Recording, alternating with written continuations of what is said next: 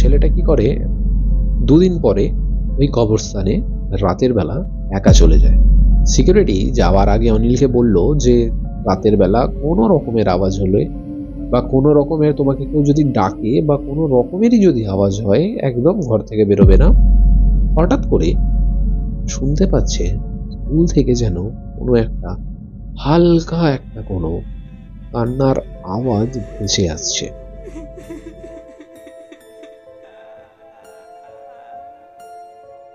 Hello, welcome back পাতাল ঘরের আরো একটা নতুন এপিসোডে তোমাদের সকলকে ওয়েলকাম। আজকের ঘটনাটা আমি প্রথমে যখন শুনেছিলাম বিশ্বাস করিনি এই ঘটনাটা সম্পর্কে, বা ঘটনাতে এরকম ঘটেছে আমি বিশ্বাস করিনি প্রথমে। কিন্তু তারপর আমি কিছু ভিডিওস দেখি এবং আর্টিকেল কিছু পড়েছিলাম, তো তারপরে একটু একটু বিশ্বাস হতে শুরু করে। কিন্তু এর সত্যতাটা যাচাই করার জন্য আমি দার্জিলিং বা গ্যাংটক, তোমরা নাম শুনেছ, এইখানে একজন আমাদের পরিচিত থাকেন, তো তাকে ফোন করেছিলাম। ফোন করে এই ঘটনাটা সম্পর্কে আমি জানার জন্য তাকে জিজ্ঞেস করেছিলাম। তো তিনি এই ঘটনাটাই বলেছেন। কিন্তু আমি দেখেছি যে সবার ঘটনাটা বলার ধরনটা আলাদা আলাদা ছিল, কিন্তু যে এন্ডিংটা ছিল না সেটা সবারই এক, মানে পুরো এন্ডিংটাই একরকম ছিল সবার। তো আজকের যে ঘটনাটা আমি শেয়ার করছি তোমাদের সাথে, সেটা আমাদের বেঙ্গলের ঘটনা। আর তোমরা সবাই এই জায়গাটার নাম সম্পর্কে জানো, আর এই জায়গাটা হয়তো অনেকে হয়তো এই জায়গা থেকে ঘুরেও এসছে। জায়গাটা হচ্ছে দার্জিলিংয়ে। হ্যাঁ, দার্জিলিংয়ে একটা স্কুল রয়েছে।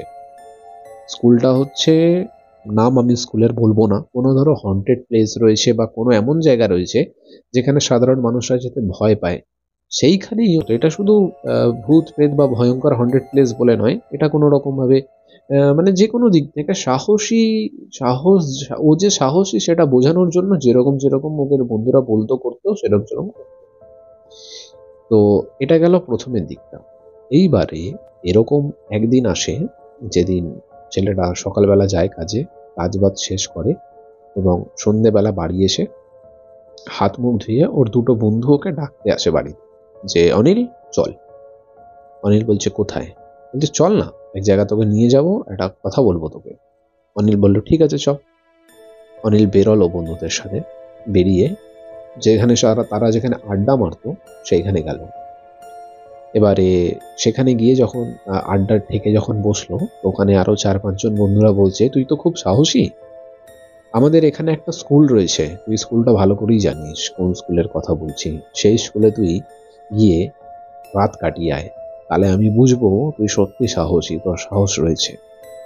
তো ছেলেটাকে যখন স্কুলটার নাম বললো, ছেলেটার মুখে কোনো রকমই মানে ভয়ের চিহ্ন তো দেখাই গেল না, উল্টেও বলছে যে হ্যাঁ আমি থেকে আসবো, ওটা কোনো ব্যাপার না আমার কাছে। তো ছেলেটা সেখানে যাওয়ার জন্য কি করলো, চা বাগানে যে কাজটা করতো সেই কাজটা ছেড়ে দিল। মানে অনেক অনেক হয় না, অনেকটা টাকার বাজি লড়ে নিয়ে যাচ্ছে, বললো আমি এখানে আর কাজ করব না, চা বাগানে কাজটা ছেড়ে দিল সে। ঠিক আছে, মানে কথা বলার পরের দিনই ও ওখানে গিয়ে কথা বললো মালিকের সাথে যে আমি আর এই কাজ করব না, আমি কাজটা ছাড়তে চাইছি। কাজটা সে ছেড়ে কাজটা ছেড়ে সে বন্ধুদেরকে বলে ঠিক আছে আমি ওখানে যাচ্ছি, ওখানে গিয়ে আমি কাজ খুঁজে আমি ওই স্কুলেই কাজ করব। আর স্কুলেই আমি কিন্তু মানে স্কুলেই আমি কাজ করব, আর স্কুলেই কিন্তু আমি রাত কাটিয়ে আসবো আর তোদেরকে দেখাবো। তো ছেলেগুলো বললো ঠিক আছে। সেরকমই দুদিন পর সে কার্শিয়াং পৌঁছে। কার্শিয়াংটা অবশ্য ওদের জায়গা থেকে, ওরা যে জায়গায় থাকতো সেখান থেকে অনেকটাই দূরে আছে কার্শিয়াং, মানে অনেকটাই ডিস্টেন্স আছে কার্শিয়াংয়ে। তো কার্শিয়াংয়ে যখন যায়, গিয়ে ওখানে ওখানকার লোকালের সাথে যখন কথাবার্তা বলে, তো ওখানে যে সিকিউরিটি রয়েছে সে লোকালি থাকে ওইখানে। তো যে সিকিউরিটি রয়েছে তার সাথে গিয়ে ঘর থেকে বেরোবে না, ঘরেই থাকবে। যদি মনে হয় যে হ্যাঁ কিছু তুমি অনুভব করছো বা কিছু তুমি বাজে কিছু দেখছা, ছেলে কাঁদছে। অনিলের মনে হলো যেন হয়তো কোনো বাচ্চা ছেলে বিকালবেলা স্কুল থেকে বেরোতে পারেনি, সে কাঁদছে স্কুলের মধ্যে। আর আগেই বলেছি একটু সাহসী। ও কি করলো, সঙ্গে সঙ্গে টর্চ নিল, টর্চ নিয়ে গেটটা বন্ধ করলো। গেটটা জ্বালার পর সে চারিদিক দেখলো কেউ নেই, একদম পুরো মানে যে ফার্স্ট ধাপ রয়েছে সিঁড়ির, সেই সিঁড়ির নিচেটা মানে ফার্স্ট ধাপটা নেমে এসে সে যখন পিছনে উপরে তুলে যখন ৩ তলায় পৌঁছায়, দেখে তার মৃতদেহ পড়ে রয়েছে করিডোরের মাঝখানে। চোখটা বড় বড়, হাঁ করা, আর মানে বীভৎস রকমের ভাবে তার মৃত্যু হয়েছে। কিভাবে বুঝতে পারে সিকিউরিটি, সে যখন সকালবেলা যখন যাচ্ছে দেখছে প্রত্যেকটা করিডোরে। ধন্যবাদ।